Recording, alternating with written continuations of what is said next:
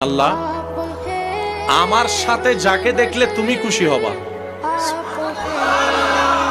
আমার সাথে যাকে দেখলে তুমি রব হিসেবে খুশি হবা, আল্লাহ তুমি আমাকে তাকে দান করো।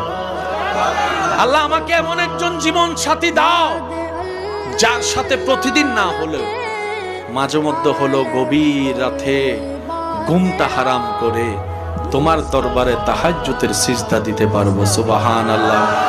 আল্লাহ আমার জীবনে এমন একজন নিয়ামত দাও যে ব্যক্তিটা আমার জীবনে আসলে আমার ভাঙ্গা ঘরটাও শান্তিতে রূপান্তর হয়ে যাবে।